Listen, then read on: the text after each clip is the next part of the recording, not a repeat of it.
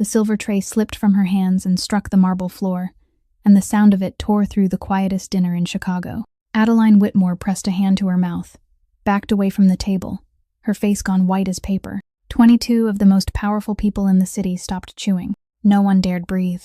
At the head of the table, Cassian Rinaldi set down his knife, slowly, and watched his wife disappear into the hallway, the woman he had married with a 3-year contract, in a marriage both of them knew could never produce a child, because years ago 6 doctors had signed their names to a single page, declaring that he could never father one. He looked at the sauce spreading across the floor like an open wound, and in the mind of the man whose name this city could only say in a lowered voice, a dark, heavy suspicion took root as he watched his pale, trembling wife vanish into the shadows of the hallway. 3 seats down, a hand wearing a black stone ring set a wine glass on the table. No one noticed that the hand was trembling. If you want to know the truth behind that night, leave a like, share this story, tell us what you think in the comments, and subscribe to our channel to walk this road with us. 3 months before the night that silver tray crashed onto the marble floor, hail tapped against the windows on the 41st floor of the Rinaldi Meridian building, one pellet at a time, steady and cold, as though someone out there were counting down toward something. Adeline Whitmore sat with her back straight in the chair across the table, both hands resting on her lap, and the sleeve of her medical blouse still carried a faint stain of antiseptic that hadn't had time to fade. She had come straight here from the hospital after 12 continuous hours on duty, without changing her clothes, her tired hair simply tied back with a plain elastic band. The scent of disinfectant had followed her into this room, slipping quietly among all the expensive things, and she was the only person there carrying a smell that belonged to the world of the living and the dying. On the long table in front of her sat 3 neatly arranged stacks of paper. The first was the file on her father's debt, left behind by the man who had died on an overpass during a rainy night 4 years earlier, leaving his daughter with $340,000, and a silence no one had ever been able to explain. The second was the bill from Elm Grove Nursing Home, where her mother lived, $9,000 every month, and the month before, Adeline had been forced to sell her old car just to make the payment in full. The third stack was the thinnest of all, only a few pages, with a bold title printed in the center, a marriage contract lasting 3 years. Ezra Kane stood on the right side of the table, reading each clause in the even voice of a man accustomed to reading documents capable of changing a person's entire life without needing to place emphasis on a single word. 3 years, separate rooms, public appearances whenever the family required them. There was no clause concerning affection, and none concerning children, because both sides understood that such a thing was impossible. In return, every dollar of her father's debt would be erased, and every medical expense for her mother would be paid for the rest of her life, without limit and without condition. Adeline didn't look at the papers. She looked at the man seated at the head of the table. Cassian Rinaldi didn't ask whether she agreed. He said only one sentence, short and almost gentle, telling her that the pen was at the right corner of the table. Then he fell silent. Ezra shifted half a step. Everyone in this building knew what that silence meant. Cassian Rinaldi never gave an order twice. He spoke once, then silently counted 3 beats in his head, and if the other person hadn't moved by the end of the third, there would be no 4th beat. People said there had been men who lost control of an entire port route simply because they hesitated half a second too long on the 3rd beat. Ezra had stood beside him for years, and he had never seen anyone let Cassian finish counting. 1st beat. Adeline didn't move. 2nd beat. The hail kept tapping against the glass, steady and merciless. She remained perfectly still, her hands on her lap, her eyes fixed on his. The 3rd beat passed, and she was still sitting there. Something very small changed in the room. Ezra felt it before he understood it. Cassian wasn't angry. He tilted his head slightly, the way a man might when he had just encountered something he hadn't accounted for in a plan that had already considered every possible outcome. Adeline reached for the pen, but before she lowered it to the page, she spoke, and her voice didn't tremble. "You can buy my apartment. You can buy the place where my mother sleeps. You can buy this signature, but there's one thing you'll never be able to buy. And I want you to hear that clearly from this moment forward. That's my word. My job is telling families what has happened to the people they love. I don't sell that." Cassian didn't answer. He only looked at her. "Longer than necessary," she signed. Her handwriting was small, neat, and firm, the handwriting of someone accustomed to recording things that weren't allowed to be wrong. Then she set the pen down and asked one final question. "What happens if one of us changes our mind?" Ezra looked up. No one had ever asked that question in this room before. Cassian was folding the contract. He didn't lift his head, didn't pause, and answered in the voice of a man discussing the weather. The contract doesn't have a clause for that. Outside, the hail continued tapping against the glass. Adeline rose to her feet, and she didn't know that the question she had just asked would remain there, silent and waiting, until exactly 3 years later, when someone would finally answer it.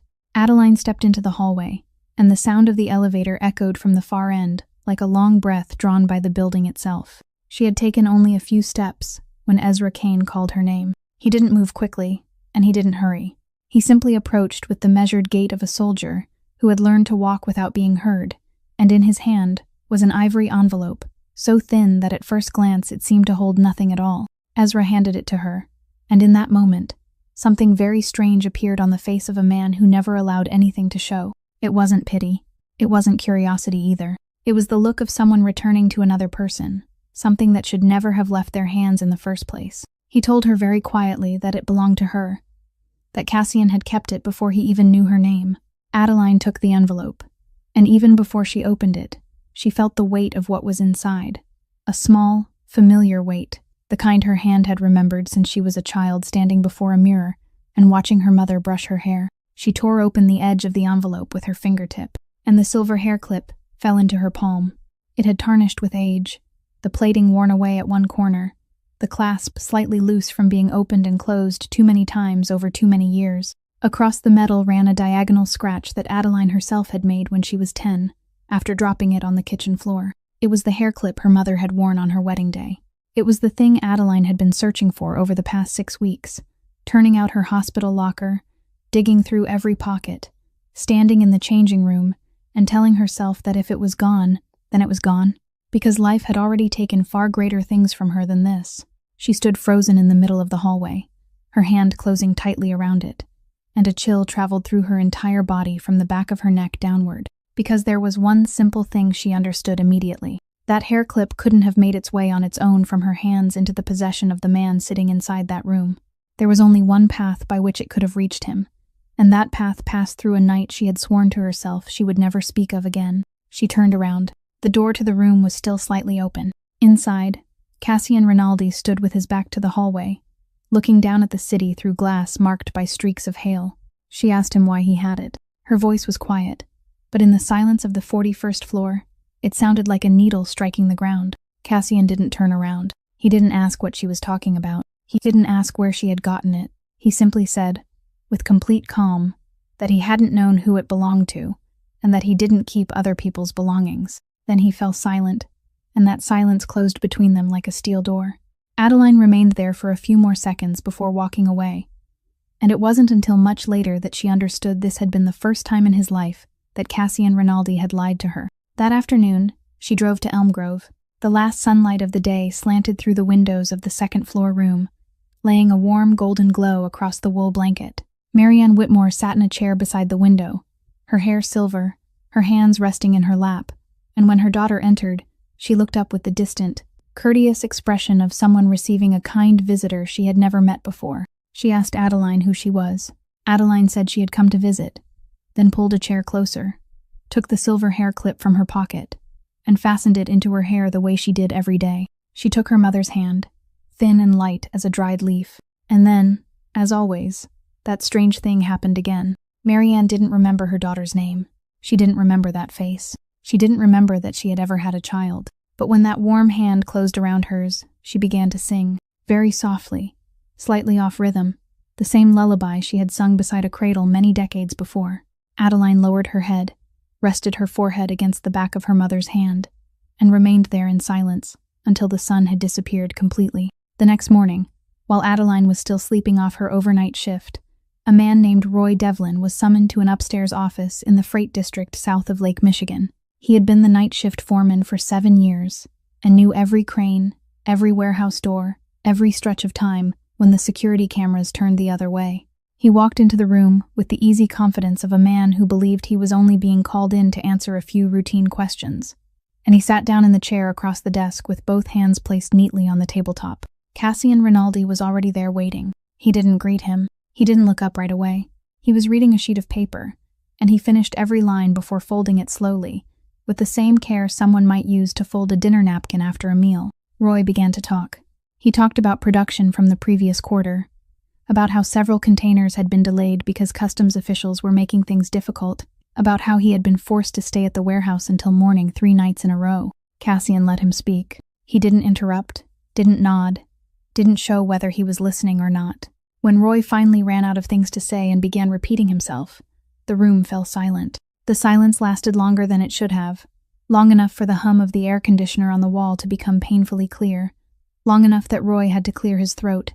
Only then did Cassian reach inside his coat, take out a photograph, and place it on the desk, turning it so it faced the man across from him. It was a photograph of a 2-story house in the western suburbs, with a gray-tiled roof, a low white wooden fence, and a child's bicycle leaning against the side.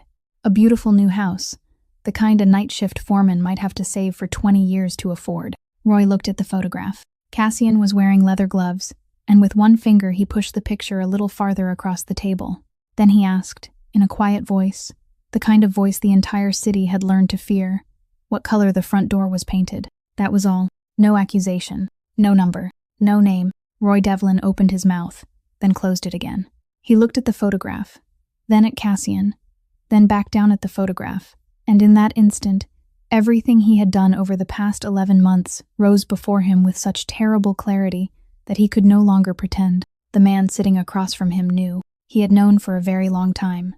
He knew about the house, the color of the door, the child's bicycle leaning against the side, and that man had sat quietly for 11 months, watching Roy dig his own grave, only to place a single photograph on the table today and ask one harmless question. Roy collapsed back into his chair. His shoulders sagged as though someone had pulled the spine from his body. He began to talk, speaking quickly now, naming people, giving quantities, dates, even confessing things no one had asked him about. Cassian didn't write anything down. He stood before Roy had finished, picked up the photograph, slipped it back into his coat, and walked toward the door. Ezra Kane entered to take his place, pulled out the chair, opened a notebook, and began writing. When the door closed behind Cassian, 2 men were waiting in the hallway outside, and one of them quietly told the other that people didn't fear Cassian Rinaldi because of the things he had done. They feared him because no one knew where he would stop. 3 days later, inside a small civil registry office in the center of the city, Adeline Whitmore became the wife of that man. The ceremony lasted 11 minutes. There were no flowers, no music, no photographer, no cake, no one standing beside her to hold her coat. Ezra signed the witness line, and the registry clerk signed the other, because there was no one else in the room. When the official reached the part, asking whether they were entering the marriage of their own free will, Cassian said yes, and Adeline said yes, and both answered in the flat, even voices of people confirming a line in an official record. There was no kiss. Cassian wore his gloves throughout the entire ceremony. When it was over, he opened the door and let her walk out first, and that was the only gesture he made that day that caused Adeline to look up at him one more time. That afternoon, Adeline walked into the house she would now call home, carrying 2 canvas bags and a cardboard box filled with books. The person who came to meet her was Odette Fontaine, the housekeeper who had worked for the family longer than Cassian had been alive. She didn't ask whether Adeline needed help. She simply took the heavier of the 2 bags, naturally, as though the gesture had already been decided long before Adeline arrived. Then she led her through the house, speaking as they walked, not in the tone of someone giving instructions, but in the voice of someone passing along the things another person needed to know in order to survive.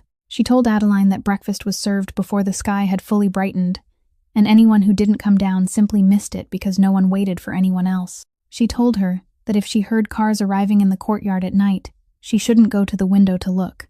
She told her that certain men came and went from this house whose names she shouldn't ask, and if they greeted her, she should simply nod and say nothing more. She told her that the telephone in the living room was shared, and if Adeline needed to call someone without anyone else knowing, it would be best to make the call from the hospital.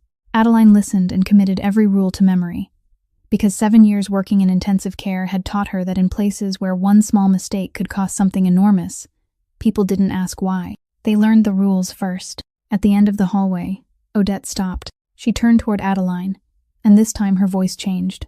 She said there was only one thing she wanted her to remember carefully. The staircase behind the kitchen led down to the basement, and Adeline was never to go down there. Adeline asked why.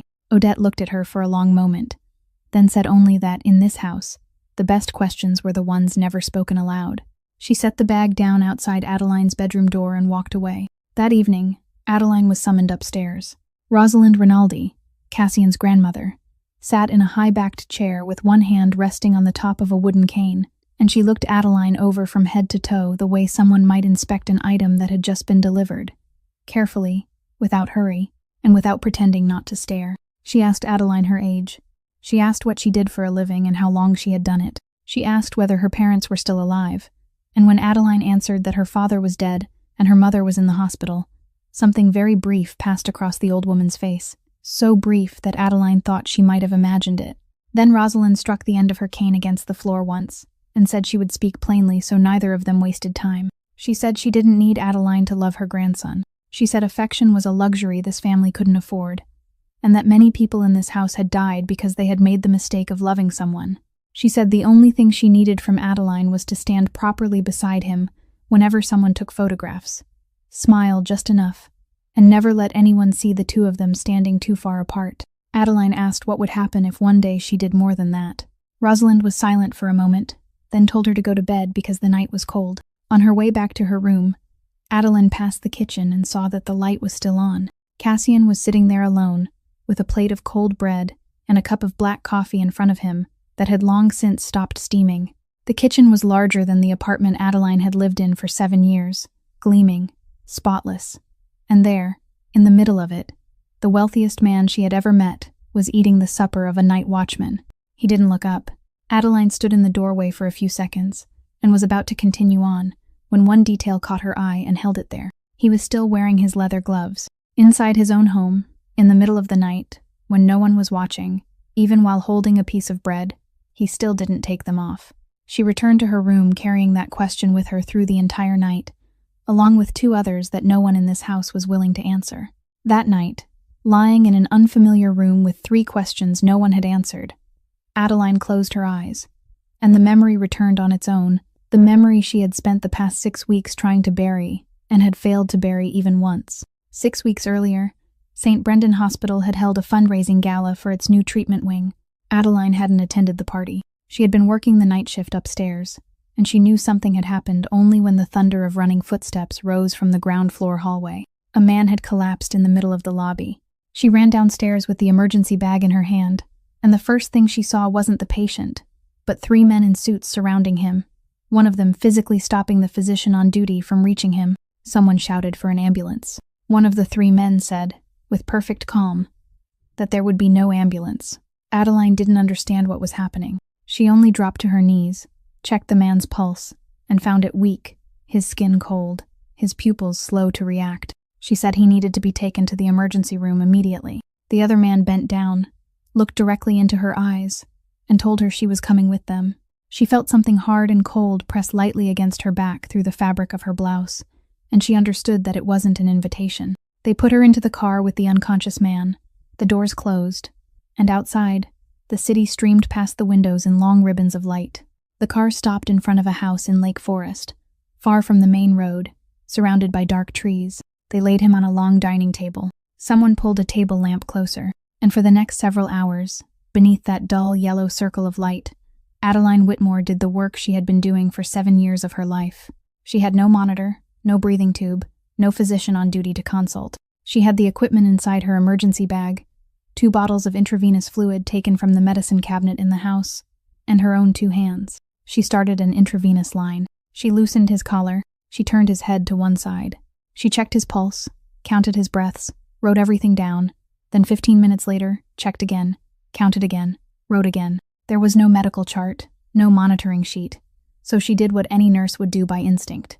She reached for a printed sheet lying on the table, turned it over, and wrote on the back with the ballpoint pen from her pocket, 1 line at a time: pulse, blood pressure, respiratory rate, blood type.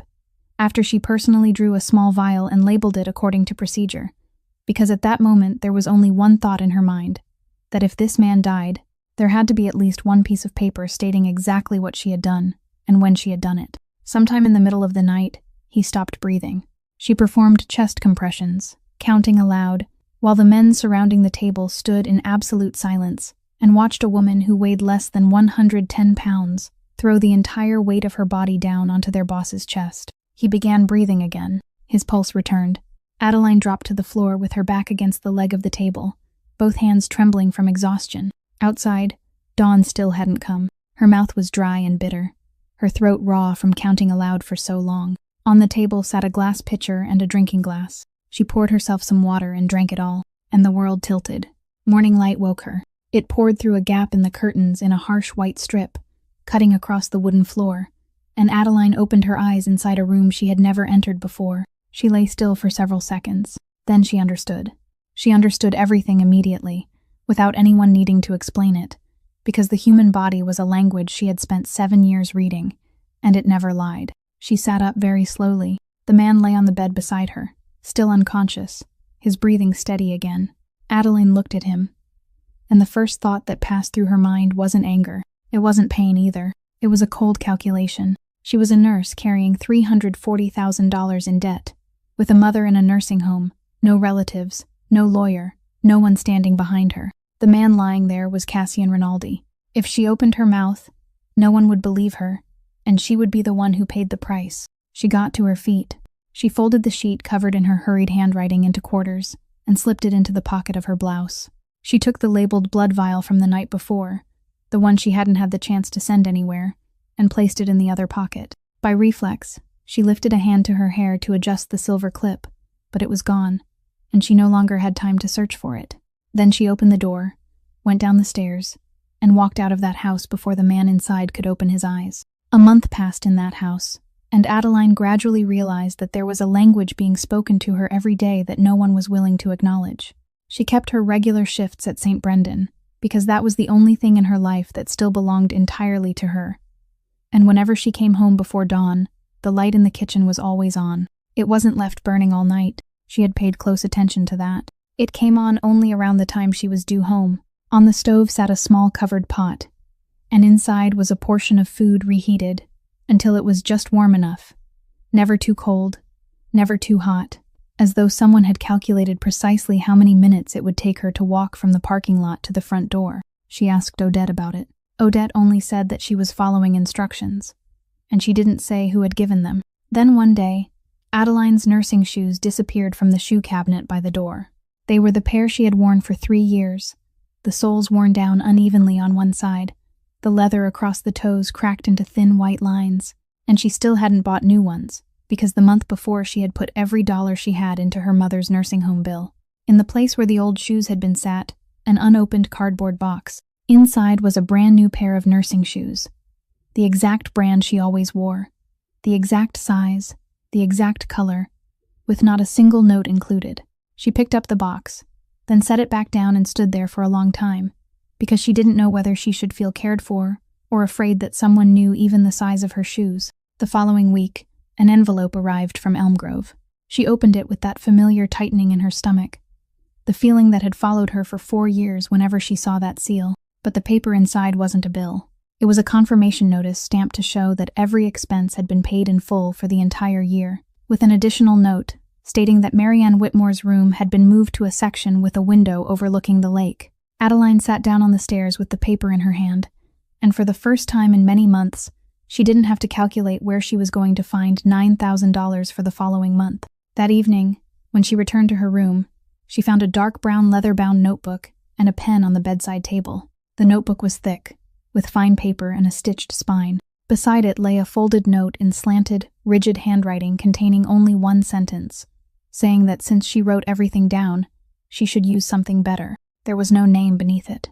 Adeline looked at the old ballpoint pen in the pocket of her medical blouse, the pen that had followed her through more shifts than she could count, and she understood that whoever had written that note had seen her taking notes somewhere, at some moment, without her ever knowing it. From that night on, she began writing in the notebook. It wasn't a diary. She wrote the way a nurse wrote a medical chart, brief, dry, dated, without adjectives. Then, one night, near the end of the month, after 3 shifts in a row, she fell asleep while reading in the library, her head resting against the arm of the chair.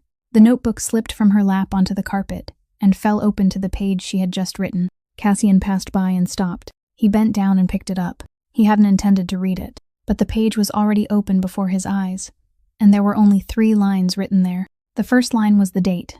The second said that today, Mother still didn't remember my name. The third said that it was all right, because it was enough that I remembered. Cassian stood there for a very long time with the notebook in his hand. Beyond the window, wind from the lake stirred the curtain gently.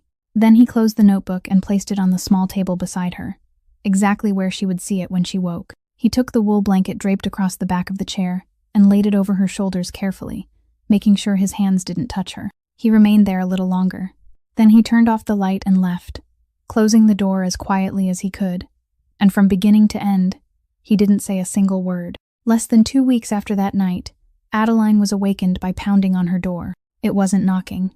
It was pounding, rapid and without restraint, the kind of sound she had learned to recognize during the years she spent working night shifts in the emergency department. She sat bolt upright in the darkness. Odette was standing outside the door, her face drained white, a cleaning cloth still clutched in one hand, and she said only one thing, that they needed Adeline downstairs immediately. Adeline grabbed the emergency bag she always kept beneath her bed out of habit from 7 years in medicine, then ran after her down the hallway. But Odette didn't lead her toward the front door. She took her around the kitchen to the back staircase she herself had warned Adeline never to use, and she stopped at the top step without going any farther. Adeline looked at her for 1 second, then started down. The basement was cold, the air thick with dampness and the smell of metal. In the middle of the room stood an old pool table, and someone had pulled off its white cover and spread it across the surface. Lying there was a man Adeline had never seen before, around 30 years old, his face pale, his jaw clenched so tightly he could barely keep from crying out. 3 other men stood around the table. One of them held a flashlight. The ceiling light overhead was nothing more than a dim round bulb, too weak to see clearly by, so the only real light in the room came from the flashlight trembling in the hand of a man who was trembling too. Adeline asked why they hadn't taken him to a hospital. No one answered. Then a voice came from the darkness behind them, quiet and calm, saying that he couldn't go to a hospital, and that she had 3 minutes to decide what she was going to do. Cassian stood there with his back against the brick wall, both hands still covered in gloves. Adeline set her emergency bag on the edge of the pool table. Someone handed her a tin box, and when she opened it, she found a veterinarian suturing kit inside. Curved needles, dissolvable thread, hemostats, everything clean, but nothing meant for a human being. She stared at it for a few seconds. Then she asked for clean water and towels, and told the man with the flashlight to move to the left, hold it a little higher, and keep his hands steady. She scrubbed her hands to the elbows with the bottle of alcohol from her own bag. Her hands were shaking, and she knew perfectly well that they were shaking, but the moment her fingers touched the wound, they stopped. Because over the past 7 years, her body had learned how to separate fear from work. After that, there was nothing left in the basement but sound. The sound of metal touching the side of the tin box.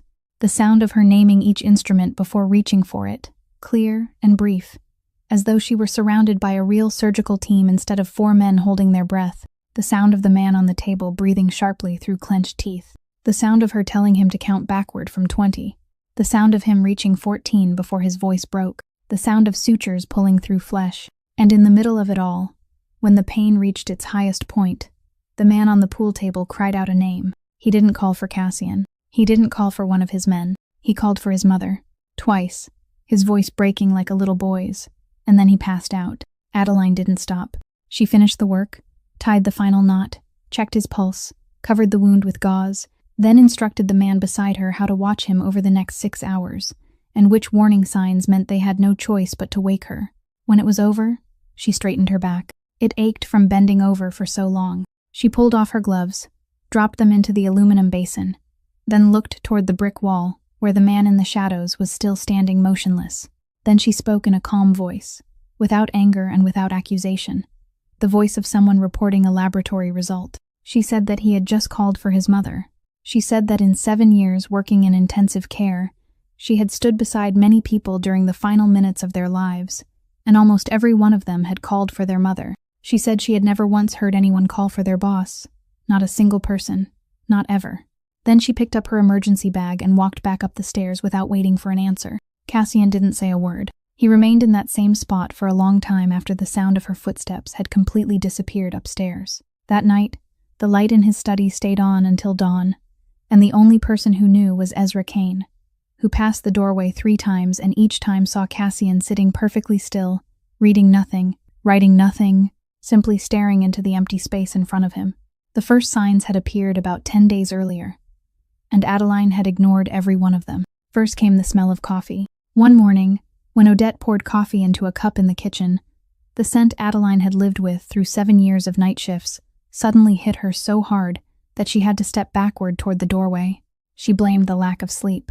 Then came the smell of disinfectant soap at the hospital, that sharp, biting scent she had breathed in so often that she had long ago stopped noticing it, suddenly clinging to the back of her throat every time she pushed open the changing room door. She blamed 3 consecutive shifts. She was a nurse. She knew exactly what she needed to know. And because she knew so well, she refused even more fiercely to let herself consider it.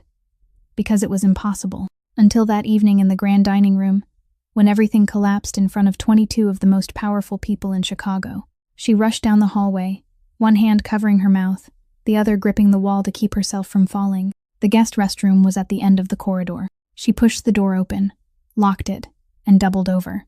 The nausea came in waves, violent and merciless, until there was nothing left inside her to bring up, and still it wouldn't let her go. She gripped the edge of the sink with both hands, forced herself upright, and looked into the mirror. The face staring back at her was deathly pale, her hair disheveled, and the silver hair clip had slipped crookedly to one side. She turned on the faucet, scooped up cold water, and splashed it over her face. Then she stood perfectly still, both hands still braced against the sink, and in that silence she began to count. She counted backward. She counted a second time to make sure. She counted a third time, and by the third, her knees had gone weak. Outside in the hallway came the sound of footsteps, then someone's voice asking through the door whether she was all right, and she heard herself answer that she was fine, her voice normal, almost cheerful, the professional voice she always used to reassure patients' families outside the intensive care unit. That night, she didn't return to her room. She got into her car, drove straight to St. Brendan, and called Camille Sorensen from the parking lot. Camille arrived 20 minutes later, her hair tied up in haste, a coat pulled over her pajamas, and she didn't ask a single question. She swiped her badge to unlock the laboratory, switched on one row of lights, then pointed toward a chair in the corner and told Adeline to sit down. Outside, the hospital corridor after midnight was lit only by the pale green glow of the emergency exit signs. Camille did everything herself, asked no one for help, entered nothing into the system. Then she placed the test strip on the steel table between them, and they both stared at it. Time moved so slowly that Adeline could hear the air conditioning running inside the walls. The first line appeared. Then, the second began to darken, slowly, steadily, without hesitation, until it was so clear that there was no denying it. Camille said nothing for a long time. Then she pulled her chair closer, sat down in front of her friend, took Adeline's ice-cold hands in hers, and asked only one word. Who? Adeline opened her mouth, but no sound came out. She thought of that night in Lake Forest, of the dull yellow circle cast by the table lamp, of the morning light cutting across the wooden floor, of the sheet folded into quarters, and the labeled blood vial she still kept inside her locker downstairs in this very building. She thought of the 6 doctors who had signed a document stating that the man couldn't father a child. She thought about how, if she told the truth, there wouldn't be a single person in the world who would believe her. And then she understood something that sent a chill down her spine.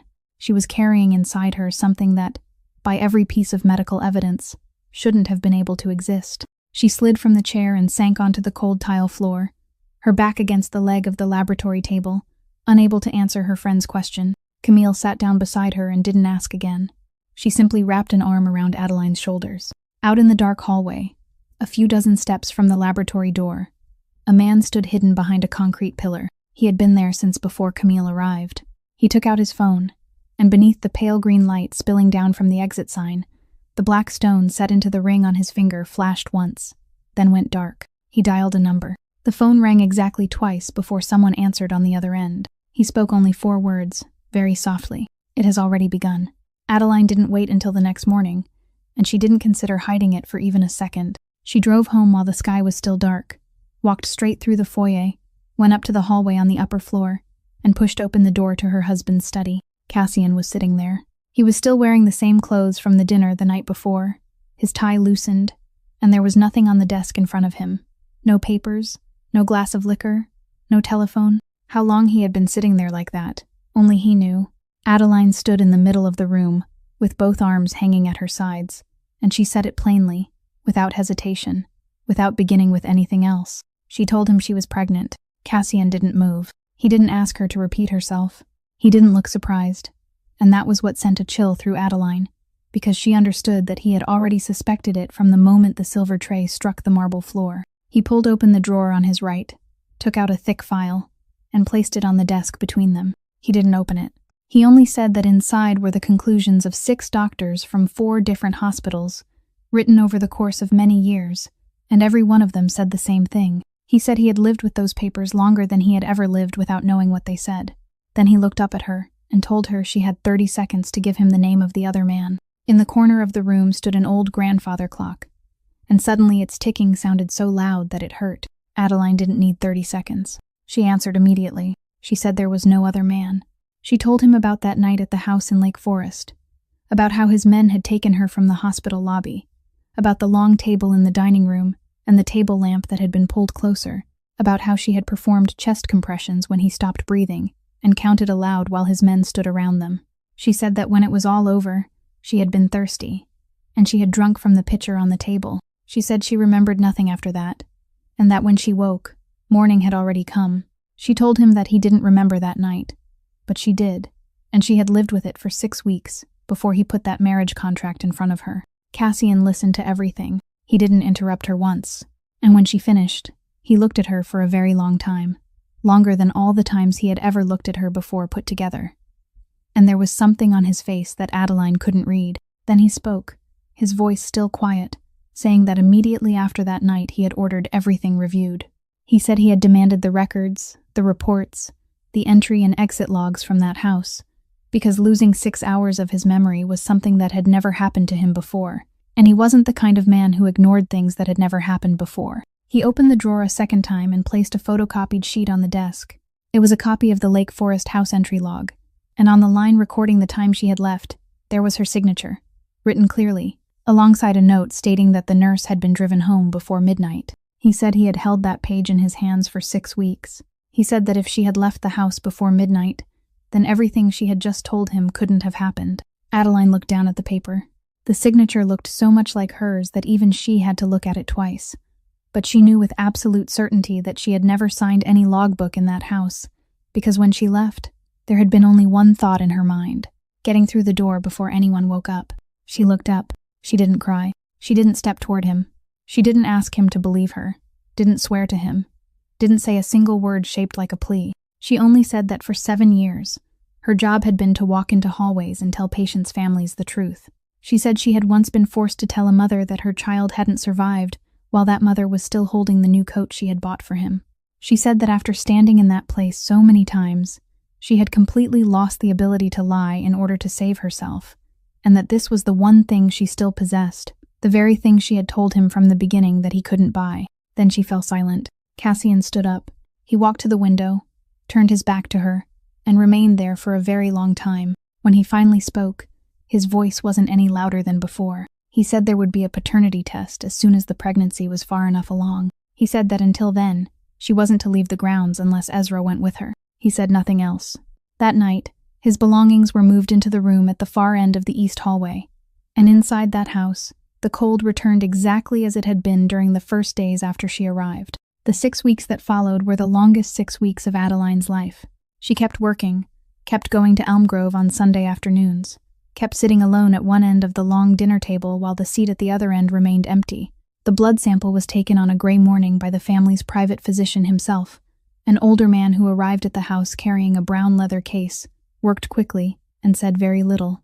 Adeline held out her arm and watched the vial slowly fill, and she wasn't afraid, because this was the one thing in the entire nightmare she knew with absolute certainty. The results came back on a Thursday afternoon, the very day the family had gathered.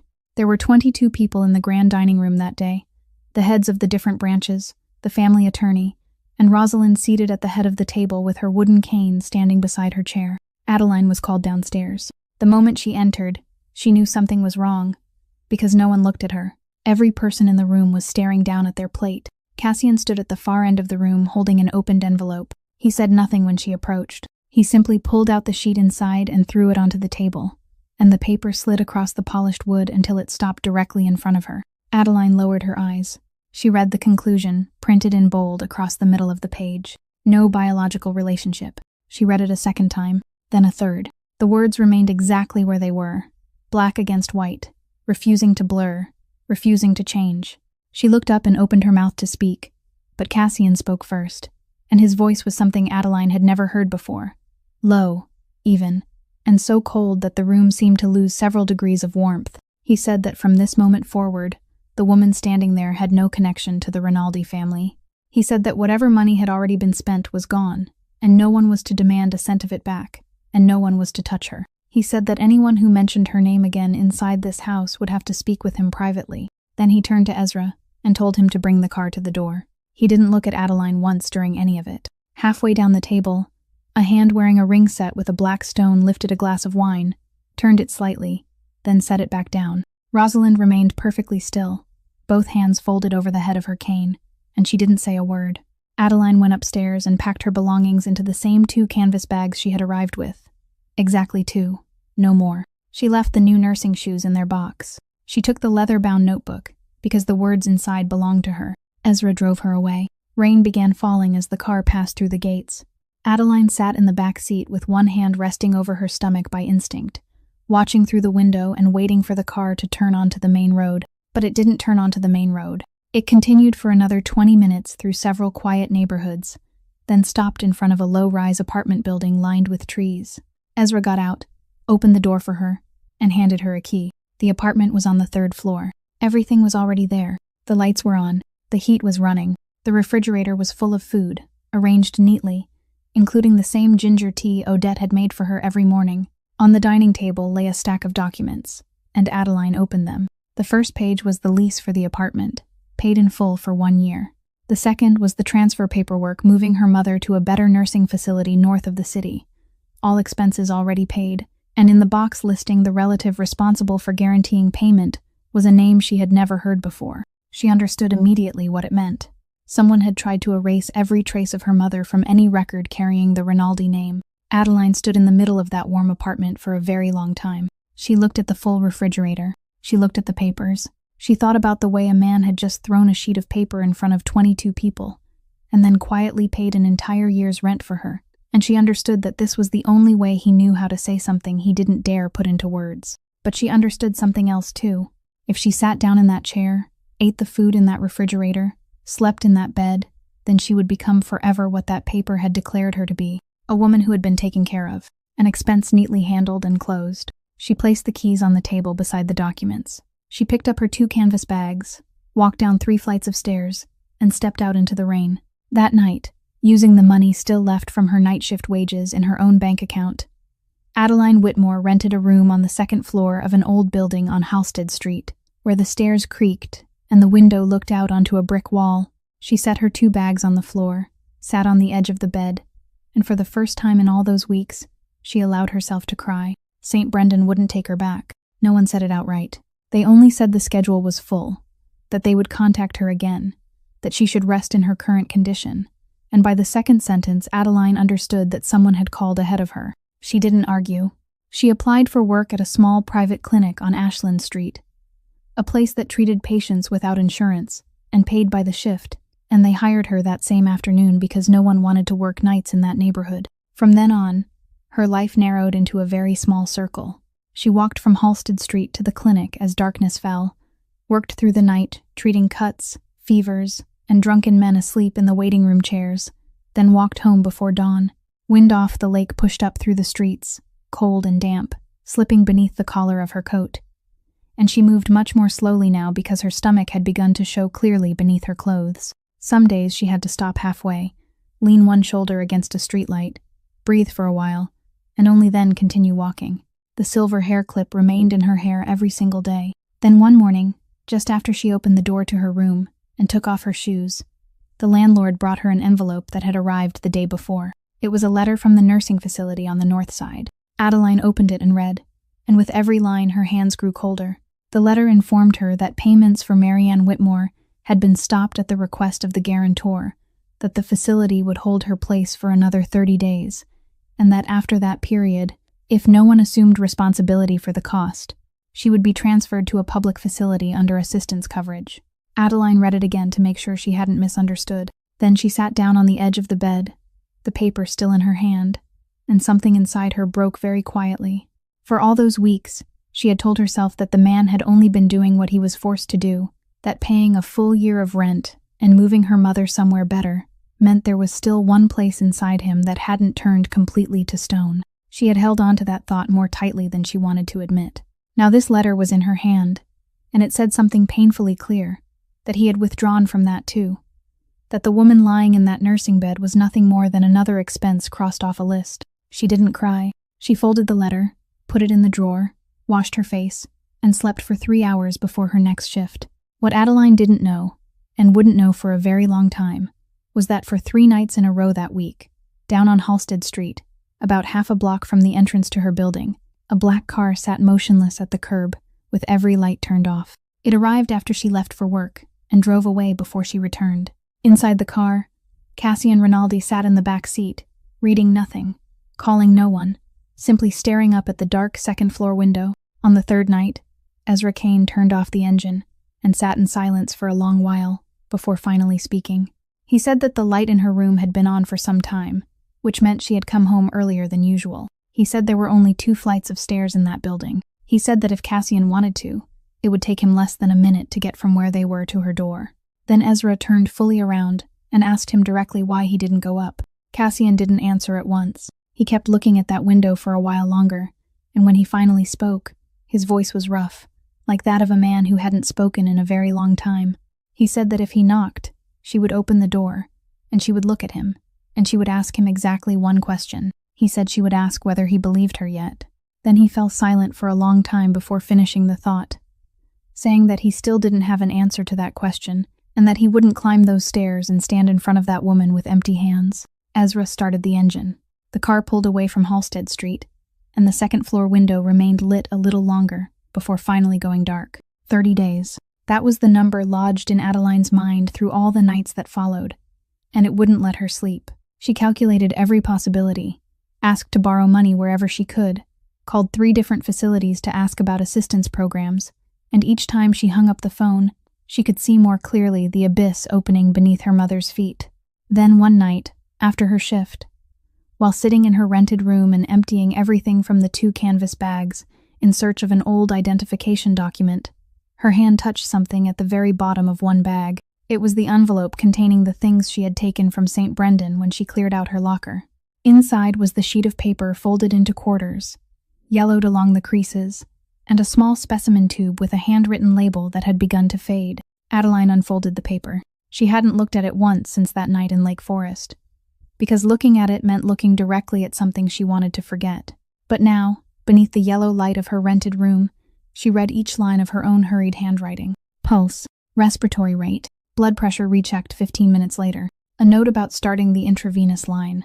And near the bottom of the page, slanting slightly because her hand had been trembling at the time, was a short line recording the blood type of the man who had been lying on that long table that night, along with the time the sample had been drawn, exactly according to the procedure she had followed thousands of times in her life.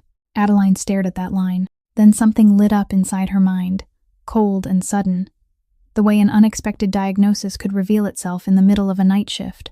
She rushed to the drawer, pulled out the documents she had brought with her from that house, and among them was a copy of the paternity test result that Camille had helped her obtain for her own records. She spread it across the table beside the old sheet of notes.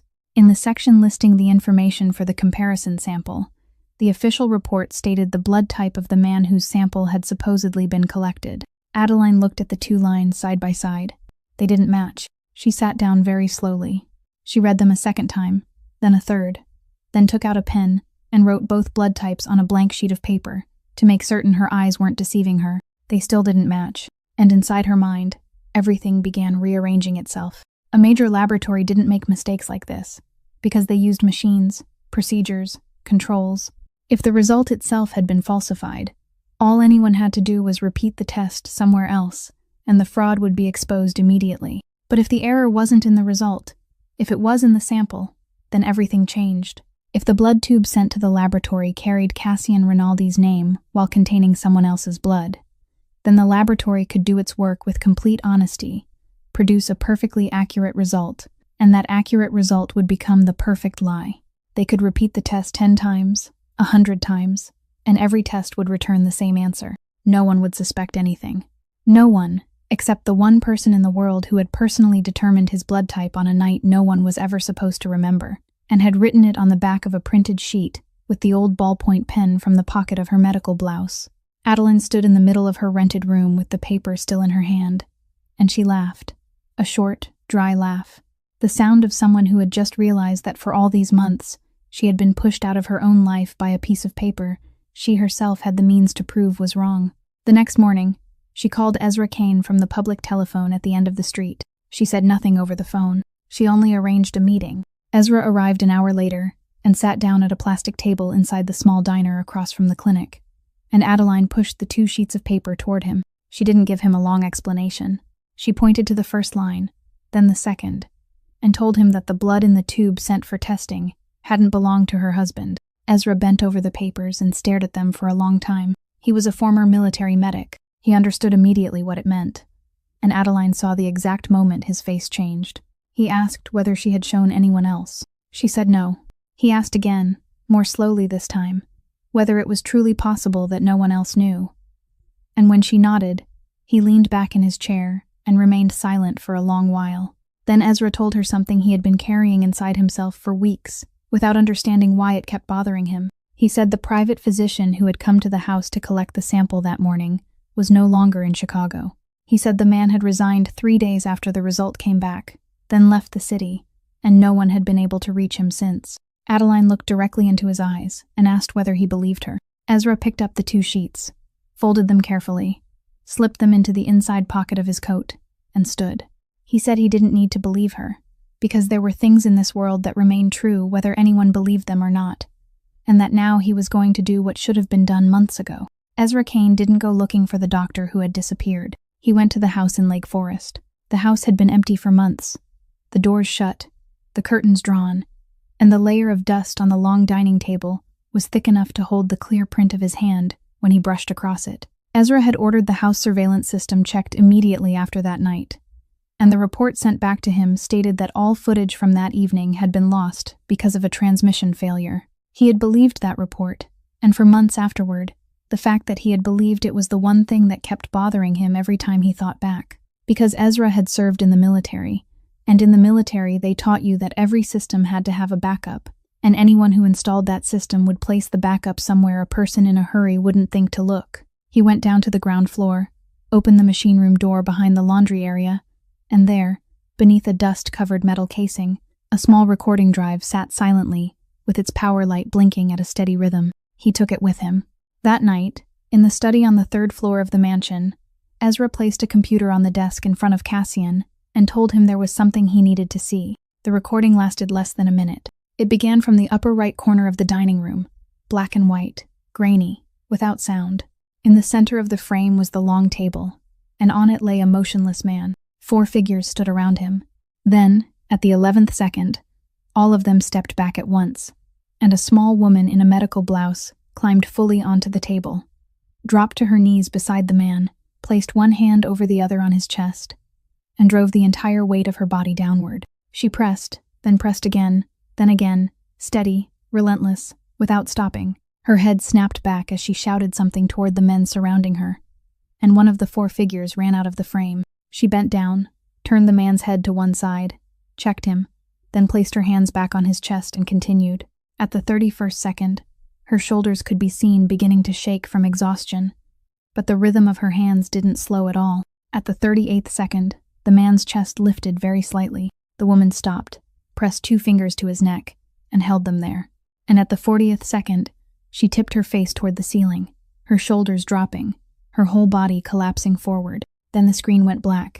Cassian said nothing. He started the recording again from the beginning. He watched it all the way through a second time, still silent, both hands resting on the desk. He played it a 3rd time. This time, he didn't look at the man lying on the table. He looked at the woman. He watched the way she climbed onto that table without hesitating for even half a second, while 4 larger men stepped back around her. He watched those hands. The same hands that months later would stitch one of his men back together in a basement beneath the beam of a flashlight. He watched that 40th second, when she lifted her face and collapsed, because she had emptied everything she had just to keep him breathing. And he thought about a Thursday afternoon in the grand dining room, when he had thrown a sheet of paper across the table in front of 22 people and declared that the woman standing there had nothing to do with this family anymore. Cassian stood up. He took 2 steps, then had to brace one hand against the wall, remaining there with his head lowered, and Ezra Kane turned his face away because in all the years he had served this man, he had never once seen Cassian need to hold on to anything. When Cassian finally raised his head, his voice was nothing more than a hoarse rasp. He told Ezra to get the car. The black car stopped on Halsted Street when it was already late. The second-floor window was still dark, which meant she hadn't come home yet. Cassian sat inside the car and waited. And this time Ezra didn't ask him a single question. Nearly an hour later, a small figure appeared at the end of the street, walking slowly, one hand supporting her stomach, the silver hair clip catching the light beneath a street lamp. Cassian opened the car door and stepped out. Adeline saw him when she was still about 10 steps away, and she didn't stop, nor did she walk any faster. She came to a halt in front of him and said only that if he had come to give her more papers, she wouldn't take them. Cassian didn't answer. He followed her up 2 flights of creaking wooden stairs, and when she opened the door to her room, he stopped at the threshold and didn't step inside. The room was only about 15 square meters. 1 single bed, 1 table pushed against the wall, a small electric burner sitting on top of a compact refrigerator. The window looked directly onto the brick wall of the building next door. Her freshly washed medical blouse was draped over the back of a chair, and on the table lay the leather-bound notebook, open beside a ballpoint pen. Cassian looked around the room once, and Adeline saw his jaw tighten. He was still standing at the threshold. His hands dropped to his sides, then lifted again, and finally he seemed to have no idea where to put them, so he let them hang loosely beside his body. And it was the first time in Adeline's life that she had ever seen that man not know what to do with his own body. He began to speak, and his voice was awkward, broken by pauses. Nothing like the quiet voice the entire city had learned to fear. He said he had watched the footage from that night. He said he knew what she had done. Then he stopped for a long time before continuing. He said that night she hadn't been given a choice. He said he hadn't been given one either, but he said that what happened had happened more to her than to him, that he had lost only 6 hours of memory while she had lost everything else, and that it had taken him far too long to understand something so simple. He said that afterward, he had held a piece of paper in his hands and believed it instead of believing her. He said that he had stood in the dining room of his own house and spoken words he would never be able to take back. Then he fell silent for a long while, and when he spoke again, the sentence came slowly, 1 word at a time, as though he were learning how to pronounce a foreign language. He said he hadn't come there to ask her forgiveness. He said he had no right to ask for that. He had only come to ask what she needed, anything at all, and he would do it. Adeline stood in the middle of the room, with one hand resting on the back of the chair. She looked at him for a very long time. Outside, wind from the lake slipped through the gap in the window and made a thin whistling sound. Then she spoke, her voice calm, never rising at all. She said he had paid a full year's rent for an apartment for her. She said he had moved her mother somewhere with a window overlooking the lake. She said he had bought her shoes, bought her a notebook, kept the kitchen light burning while he waited for her to come home every night for an entire month without saying a single word to her. She said she had counted every one of those things, one by one, and she knew exactly what they were worth. Then she said the thing she needed wasn't among them. She said what she needed was for him to believe her. Not because some piece of paper proved something, not because some recording showed him something, but because he had lived beside her long enough to know what kind of person she was. She said that from the very first day, she had told him there was one thing he couldn't buy, and even now, that thing still couldn't be bought. Cassian didn't argue. He lowered his head and stood that way for a long time at the threshold. Then he asked her only one question, whether she would allow him to prove it. Adeline didn't return to that house. She made it clear that very night that she would remain on Halsted Street, that she would keep working the night shift, and that if he wanted to take her for another test, she would agree on one condition. The following morning, at an independent laboratory on the west side of the city, Adeline herself was the one wearing the medical blouse. She disinfected the site with her own hands, drew her husband's blood with her own hands, labeled the specimen herself, completed the documentation herself, and signed her name in the box, identifying the person who had performed the collection. She didn't allow anyone to touch that tube. She carried it all the way to the intake counter, stood there and watched as they entered the identification code, and didn't leave until she was holding a stamped receipt in her hand. Cassian sat in the waiting chair outside the hallway the entire time, both gloved hands resting on his knees, and he didn't ask a single question. The results came back 4 days later. Adeline went to collect them herself, opened the envelope herself right there at the intake counter, and read the report while standing in the middle of the laboratory hallway beneath the white fluorescent lights. There was only one line that mattered: probability of biological paternity.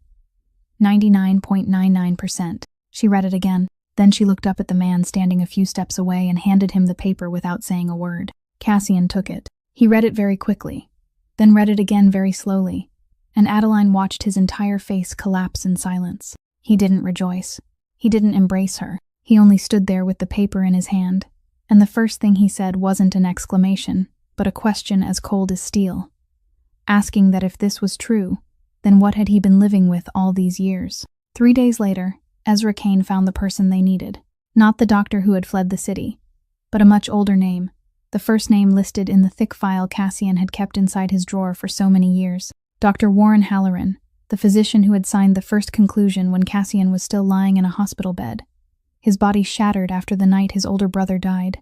Halloran no longer practiced medicine. He lived alone in a small ground-floor apartment in Evanston, with a window overlooking the parking lot. When the door opened, the man standing inside was nearly 70, stooped with age, and both of his hands trembled constantly, the uncontrollable shaking of an illness that had followed him for years. He looked at Cassian, then at the pregnant woman standing beside him, and he didn't ask who they were. He only stepped back and opened the door wider, as though he had been waiting for this moment for a very long time. In the small living room crowded with books and carrying the smell of medicine, Cassian sat down in the chair across from him. He didn't raise his voice. He didn't threaten him. He didn't mention a single name or a single number. He simply placed the old file on the table between them and asked one question: who had paid him? Warren Halloran looked at the file. Then he began to cry. He cried the way an old man cries after holding back tears for far too long, without sound, only his shoulders shaking while tears ran down both hollow cheeks. He stood up, went into the room beyond, and took a long time to return because his hands were trembling so badly that he couldn't open the lock on the drawer. When he came back, he was carrying an envelope yellowed around the edges, the kind made from thick paper that people no longer used. He placed it on the table and pushed it toward Cassian. Inside was the original medical report, bearing the hospital seal, the signature, and a date that had faded with time. Cassian opened it and read. The conclusion contained only a few lines, and the final line stated that the recorded injuries were moderate. The prognosis for recovery was favorable, and there was no indication whatsoever that the patient had lost the ability to reproduce. Cassian Rinaldi had never been infertile. He sat in silence for a very long time with the paper in his hand. The old man began to speak, his voice breaking into fragments. He said that the other man had come to see him during the second week after the surgery, when the 22-year-old young man still hadn't fully regained consciousness. He said the man hadn't threatened him at all. He had spoken very softly, almost tenderly, and that was what made it frightening. Halloran repeated the man's words exactly, saying that if the boy believed he could never have children, then he would never marry anyone. And if he never married anyone, there would never be a child who would grow up only to be shot one day, simply because that child carried the Rinaldi name. He said the man had called it mercy. He said that at the time, Halloran had just lost his private practice and was drowning in debt, and he had sat with those words all night until he convinced himself that perhaps it really was better for the young man that way. He said he had signed. Then he looked up at Cassian and said one final thing, that he hadn't kept the original document because of conscience, but because of cowardice, because he had been afraid that one day someone would come back looking for him, and he would need something to save himself. Adeline had remained silent from the beginning, one hand resting over her stomach. Only now did she step forward. She wasn't angry. She didn't raise her voice, and when she spoke, her voice was the voice of someone who had spent 7 years standing in intensive care hallways delivering news to families who were waiting. She said that people entered a hospital carrying the most precious thing they possessed, their own bodies, and they placed those bodies into the hands of people wearing the coat he had once worn. She said they didn't understand the terminology, couldn't read the numbers, had no way to verify what they were being told, so the only thing they could do was trust. She said he had taken that trust and sold it, and the price had been 12 years of a man's life. 12 years spent believing that he was the final period at the end of his own bloodline. She said illness hadn't stolen those 12 years. A signature had. Warren Halloran sat with his head lowered, both hands trembling violently on his lap, and he couldn't say another word. When they reached the door, Cassian stopped. He didn't turn around. He only said that Halloran would have to repeat everything he had just said somewhere else, in front of other people, and that this time he wouldn't be allowed to be a coward. News of the trip to Evanston spread through the house before the car even reached the gates. The following afternoon, Odette Fontaine called the clinic, and she said only that the old lady wanted to see Adeline alone, without Cassian, and that she had been waiting in the upstairs room since morning. Adeline arrived just as the sky was beginning to turn toward rain. Rosalind Rinaldi sat in her high-backed chair as straight as ever, but this time the wooden cane wasn't standing beside her chair. It lay across her lap, and on the small table in front of her sat a dark wooden box, the kind once used for cigars, its lid polished smooth by years of hands passing over it. She didn't invite Adeline to sit. She simply pushed the box forward and told her to open it. Inside were papers. A great many papers, stacked, tied with string, yellowed with age. Adeline lifted the top layer, and she immediately recognized what she was holding, because she had seen an identical document in the Evanston apartment the day before. Rosalind said she had kept it inside that box for 12 years. She said she had known it was the genuine report from the moment someone secretly placed it in her hands. Adeline's head snapped up. She asked why Rosalind hadn't given it to her grandson. The old woman looked directly into her eyes and said only one sentence, that she had thought keeping it from him was saving him. Then she began to tell the story. She said she had buried 2 sons and 1 grandson over the course of 20 years, that she had stood beside 3 graves and counted every name still left in the family, that when Tobias died, Cassian was the only grandson she had left, and she had sworn to herself there would be no more graves. She said that if Cassian believed he couldn't have children, he would never marry anyone, and if he never married anyone, there would be no one for their enemies to target. She said she had known it was a crime, and she had committed that crime every day for 12 years, every time she watched her grandson sit alone in the kitchen eating his dinner. Adeline stood perfectly still. She thought of the man who wore leather gloves, even while holding a piece of bread, and she understood that his loneliness had been stitched onto him by the very hands of this old woman. But Rosalind wasn't finished. She told Adeline to turn to the papers underneath. There was another set of documents there, thinner than the first, and on the first page was a diagram of a shipping route, along with a list of crates. Rosalind said that many years earlier, she had discovered that Cassian's uncle was using the family's transport routes to move something Cassian had absolutely forbidden. She said she couldn't expose him within the family, because half the people in the house were on his payroll, so she had done what she believed was the smartest thing. She found an outsider, a long-haul truck driver who belonged to no one, a decent man with a conscience, and she let him know what was inside the cargo on that particular run. She said she had only intended for him to report it to the police and then walk away. She said she had accounted for everything except one thing. Then she fell silent for a very long time before finishing, saying that the truck lost its brakes on an overpass during a rainy night, and the driver hadn't been able to get out of the cab in time. Adeline didn't hear the rain beginning to strike the windows. She heard her own voice from very far away, asking the driver's name. Rosalind said it aloud. It was her father's name. The papers in Adeline's hands didn't fall, because her fingers had closed around them so tightly that they could no longer open. The old woman continued, her voice dry as paper, saying that afterward, the man had done one more thing. He had created a debt in the dead man's name, $340,000, entered into the records of a credit fund he himself controlled, so that if anyone ever traced the death, the paperwork would point to a bankrupt truck driver instead of a witness. She said the debt that had weighed on his daughter's shoulders for 4 years had been created by the same hand that killed him. She said he was also the one who had ordered the Lake Forest entry log altered and Adeline's signature forged. She said he was also the one who had called the nursing facility and stopped the payments for her mother in the family's name, without Cassian ever knowing. Then Rosalind took an old photograph from her pocket and placed it on the table. In the picture, a man around 60 was raising a glass at a party, and on one finger he wore a ring set with a black stone. She said his name was Ambrose Rinaldi, her husband's younger brother, Cassian's grand-uncle by blood. Adeline placed the papers down on the table. She didn't ask another question. She walked out of the room, down the stairs, across the foyer, and straight into the courtyard. Rain was pouring down, bitterly cold, the kind of late autumn Chicago rain that stung the skin. She stood in the middle of the courtyard with both arms hanging at her sides and tilted her face toward the sky. She remained that way for a very long time, and then she realized something that frightened even her. She couldn't cry, not a single tear. Inside her there was nothing left but an empty space, flat and freezing. Exactly like the emptiness she had seen in the eyes of patients' families after she had delivered the news and they had already run out of tears. The call came in the middle of her night shift the following evening.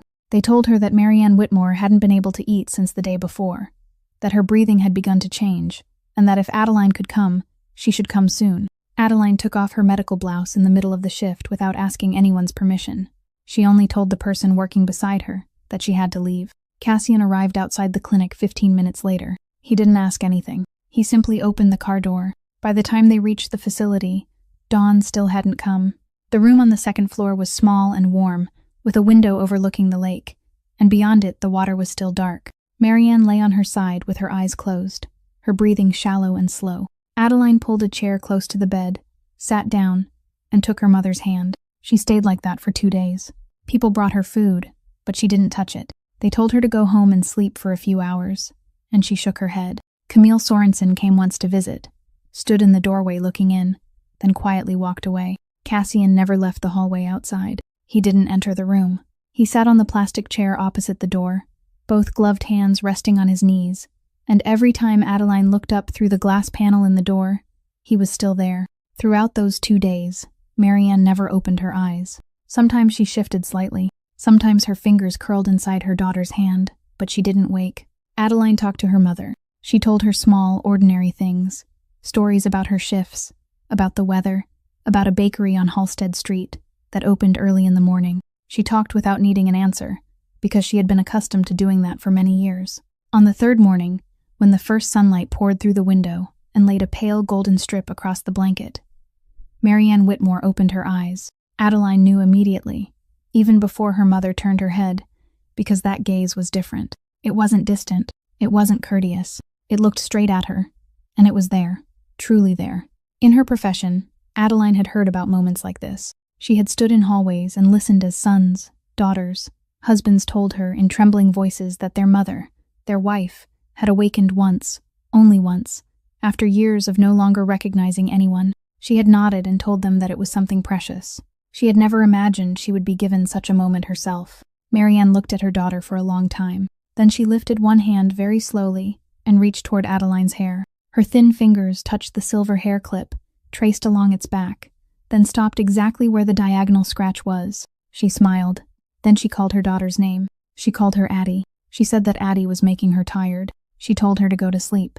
Adeline couldn't answer. She bent down, pressed her cheek against her mother's hand, and her whole body began to tremble. Marianne let her remain that way for a while. Then she continued, her voice hoarse and quiet but every word clear, saying that her father had kept a notebook. She said he wrote down every trip in it, what day it was, what he carried, where he went. She said that on the last night before he left, he had given it to her and told her to hide it carefully, not to give it to anyone, not even their daughter.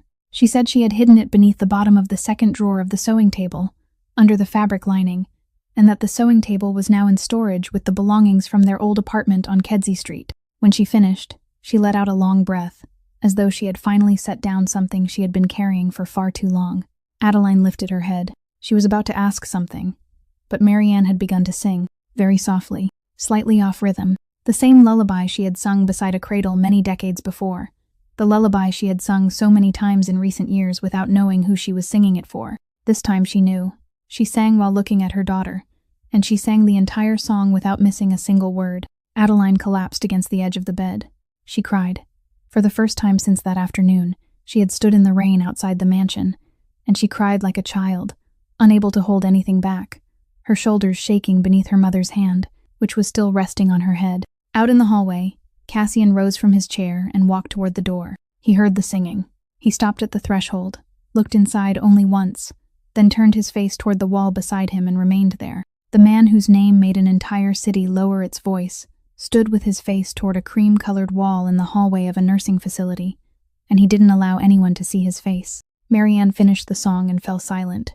She said nothing else. She closed her eyes and slept. That afternoon, when the sun sank low and the lake beyond the window turned the color of copper, her breathing grew farther apart.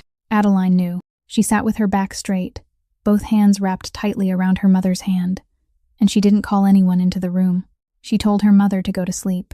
She told her that she was there. She told her that she wasn't going anywhere. The breaths grew farther apart. Then they stopped. The room was very quiet. The last light of the day rested motionless across the blanket. Adeline remained there, her hand still holding her mother's, for a very long time afterward. 3 days after the funeral, Adeline went to the storage area of the old building on Kedzie Street. The manager led her down to the basement, unlocked Unit 17, and inside were the remnants of a family that had long since fallen apart. A box of dishes, a rolled carpet, and in the far corner, beneath a blue tarp, stood her mother's sewing table. Adeline pulled open the second drawer. Inside there was nothing but thread, needles, and several rolls of elastic that had begun to rot with age. She took everything out, then slipped her fingers beneath the edge of the fabric lining at the bottom of the drawer and peeled it back. The notebook was there. A worn blue, hardbound notebook of the kind long-haul drivers still bought at roadside stops. And across the cover, her father had written the name of the route by hand. She sat down on the cold concrete floor and opened it. Inside was his handwriting, large and slightly slanted, recording every trip over many years. Date, point of departure, destination, cargo numbers, name of the person who signed for delivery. And on the final pages, the handwriting changed. It became smaller, more hurried, and no longer followed the usual format. He wrote that there were 3 crates not listed on the shipping order. He wrote that he had opened one of them and looked inside. He recorded the identification numbers, recorded the name of the person who delivered them, and on the second to last page, he wrote one short line saying that if anything happened to him, this was the reason. The final page contained only one sentence, written to his wife, telling her to hide the notebook carefully and not give it to their daughter because he didn't want the girl to have to carry this. Adeline sat in that basement for a very long time with the notebook on her lap. She took it home, and that evening she gave it to Ezra Kane. Ezra read it from beginning to end without saying a word, then called someone he knew at the federal prosecutor's office. While they waited, he took out a file he had been compiling himself over the past several weeks and placed it on the table so she could see exactly where everything stood. Adeline turned through the pages one by one. Then she stopped. In the middle of the file was a copy of an old report dated nearly 3 months earlier, from before that hail-struck afternoon on the 41st floor. It was a background review prepared by Cassian's people, and it listed everything about a night shift nurse named Adeline Whitmore, place of employment, financial situation, her mother's name and nursing facility, and on the 4th line, her father's name, accompanied by a note about the overpass accident and the $340,000 debt. She read that line 3 times. Then she picked up the entire file and went straight to the mansion. Cassian was in his study. She placed the documents on his desk, opened them to that exact page, and asked him when he had learned whose daughter she was. He looked down at the paper. He didn't deny it. He said he had known before they signed the contract. Adeline asked another question, her voice very calm, asking whether he had searched for her after the night in Lake Forest. Cassian was silent for a while, then said yes. He said that when he woke, he had still been holding a silver hair clip in his hand, and he remembered nothing except that he was alive. He said he had ordered people to check every hospital in the city for 6 weeks to find out who it belonged to. He said that when they found her, the file about her reached him at the same time, and inside that file was the name connected to the man who had died on the overpass. Adeline nodded very slowly. Then she asked the last question, the one she had been afraid to ask ever since leaving the basement on Kedzie Street. She asked whether the 3-year contract, the apartment paid in full for a year, the shoes, the notebook, the kitchen light left burning every morning while he waited for her to come home, whether all of those things had been for her, or whether they had been for a debt he believed he owed to a dead man on an overpass, because that man had died because of the system Cassian himself controlled. She said she didn't need him to make it sound good. She only needed him to tell the truth. Cassian stood up. He walked to the window and remained there for a very long time. Then he turned back toward her, and what he said wasn't an answer. He said he didn't know. He said he had asked himself that question many times, and had never dared to be certain, because those two things had been tangled together from the very first day, and he hadn't been honest enough with himself to separate them. Adeline looked at him, nodded, then picked up her father's notebook and walked out. That night, somewhere else in the city, a man received word that Dr. Warren Halloran had been taken to the federal prosecutor's office that afternoon, with an attorney beside him. He sat motionless in the darkness for a very long time. Then the black stone ring on his finger tapped twice against the tabletop, and he began making calls. Everything began to collapse before dawn. 3 transfer points south of the lake were frozen at the same time, licenses suspended, accounts locked, and by mid-morning half the people who still answered to Cassian had stopped answering their phones. Ezra Kane read the list to him over the phone, and when he reached the 9th name, he stopped, because both men understood what it meant. Ambrose wasn't attacking the money. He was cutting off every route so he could free his hands for something else. Cassian called Adeline. The phone rang, and no one answered. That afternoon, Adeline went to the nursing facility on the north side to sign the remaining papers and collect her mother's belongings. She descended into the underground parking garage after dark, carrying a canvas bag with a few sets of clothes and a framed photograph inside. Only half the lights in the basement level were working that night. She heard the footsteps before she saw the man. They weren't the footsteps of someone walking toward his own car. They were the footsteps of someone matching the rhythm of hers. She didn't turn around. She had worked in hospitals for 7 years, and she knew one thing very well that men like Gil Trask never thought about. Every large building was designed to save lives, and all she needed was to know what was where. She turned left instead of continuing toward her car. She walked another 10 steps to the concrete pillar with a red glass box mounted on it, smashed the glass with her elbow, and pulled the alarm lever all the way down. The bells screamed through all 4 levels at once. The emergency lights flooded the entire garage in white. The elevator doors opened automatically in evacuation mode, and in less than 2 minutes, the entire building poured down into the parking garage. Employees, nurses, patients, families, security guards, everyone at once, surrounded by alarms and blinding white light. Gil Trask stopped in the middle of that moving crowd. He couldn't do anything. Adeline moved against the flow toward the emergency stairs, exited through the rear door, reached her car, and drove away. She didn't drive back to Halsted Street. She drove to St. Brendan, because in the entire city there was only one place where she knew every door, and it was the place she had walked through for 7 years in the darkness of night shifts. She called Ezra from the car, said exactly 3 sentences, then hung up. Rain began falling as she arrived. She didn't enter the patient wing. She went around the back toward the utility building, a 4-story structure that housed the generators and ventilation systems, where no one was present at night except a single maintenance operator. She swiped her badge at the door, and she knew perfectly well that her access had been revoked the day she left, but she also knew that the ground floor utility door had never locked properly, because the hinge had been broken since 2 winters earlier. She climbed the western fire stairs. They followed her as far as the 3rd floor before Ezra arrived. Then Cassian came. What happened afterward survived in Adeline's memory only in scattered fragments. She remembered the rain hammering against the metal roof of the utility building, thick and relentless, drowning out almost every other sound. She remembered the steel door to the rooftop bursting open and the wind striking her face. She remembered the red warning light atop the antenna mast, sweeping across the wet concrete in steady intervals. She remembered Ezra shouting for her to get down behind the air conditioning unit. She remembered 2 dry cracks echoing from the wall on the other side, then several more, overlapping with the sound of the rain. She remembered Ezra Kane stepping in front of her, his entire body blocking the space between her and the figure at the far end of the rooftop, and she remembered the moment his body jerked before he slowly dropped onto one knee. She remembered crawling to him immediately, her hands searching, finding the place, pressing down, and she remembered her own voice counting, loud and steady, in the middle of the rain. She remembered Cassian crossing the rooftop. She remembered 2 figures struggling beside the edge of the railing, in the rain, neither of them saying a word. Then she remembered another shot, closer than all the others, and after that shot came a long silence filled with nothing but rain. Down on the street, the red and blue lights of police vehicles began sweeping across the walls, turning in circles, casting bands of color that moved back and forth over the wet rooftop. A siren wailed below. A loudspeaker echoed from the street. Adeline looked up. Cassian was standing there in the middle of the rooftop, rain pouring over him, his hair plastered against his forehead, and he was still holding something in one hand. At his feet, about 2 steps away, a man lay on his back on the wet concrete, one hand pressed against his shoulder, the black stone ring on his finger catching the rotating lights. Cassian looked down at him. The man was his grandfather's younger brother. He was the man who had taught Cassian how to tie a necktie when Cassian was 11 years old. He was the man who had stood beside him at Tobias's funeral. He was the man who had stolen 12 years of his life with someone else's signature. Cassian stood motionless for a very long time, and across the entire rooftop, there was nothing left but the rain. Then he opened his hand.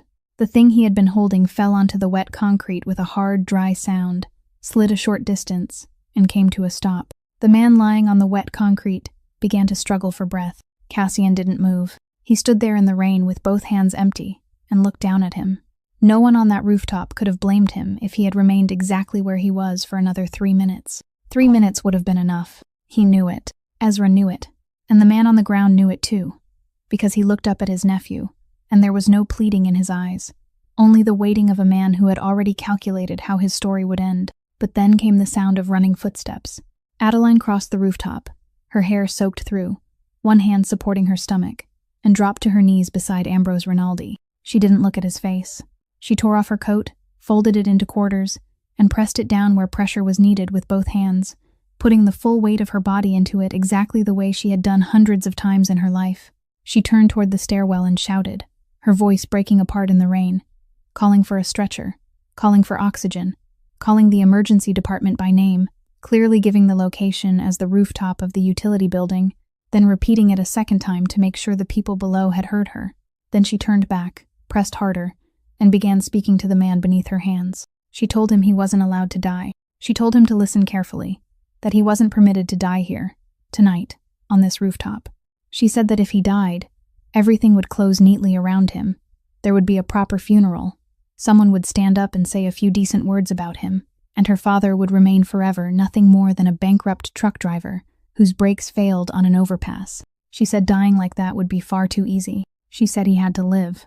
He had to sit in a room where someone was taking down every word, and he had to say with his own mouth how her father had died and why. She said she would keep him alive until that happened, even if she had to kneel on this concrete all night.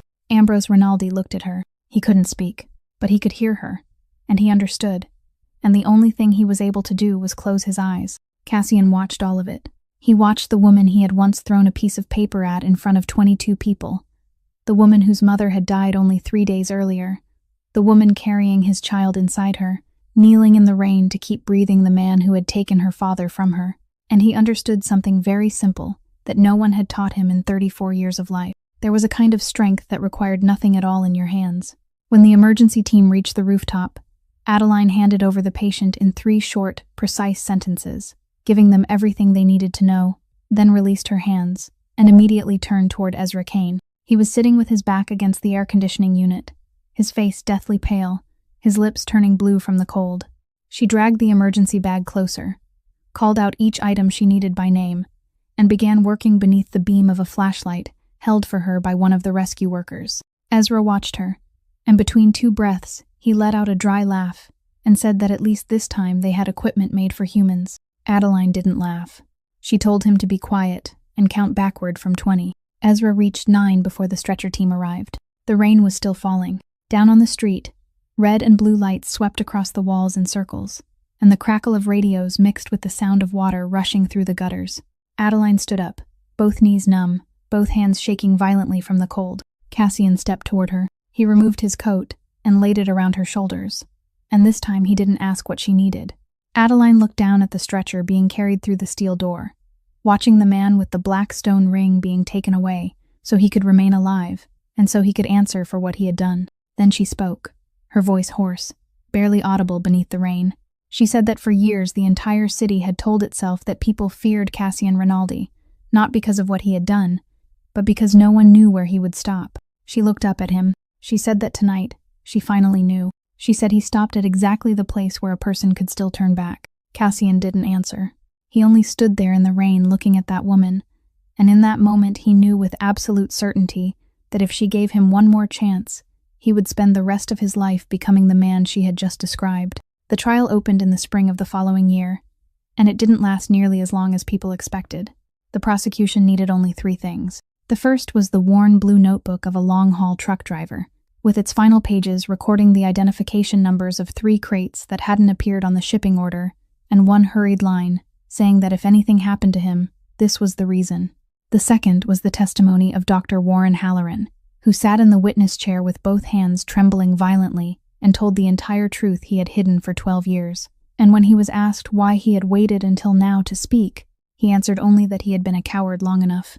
The third was the collection of documents inside the wooden box that Rosalind Rinaldi personally brought to the courthouse. And the old woman walked into the courtroom on her own with her wooden cane, refusing anyone's arm. Ambrose Rinaldi sat through all of it.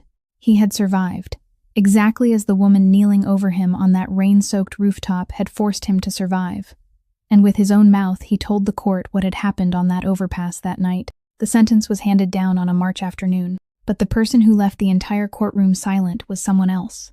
Months before the trial, Cassian Rinaldi had voluntarily gone to the federal prosecutor's office with his attorney and turned over the complete operational records of the family, holding nothing back. He didn't ask for immunity. He accepted probation, accepted the loss of all executive authority, accepted having his assets placed under supervision, accepted reporting every month like anyone else. Some people said he had gone insane. Some said he was burning down with his own hands what 3 generations of his family had built. He explained himself to no one.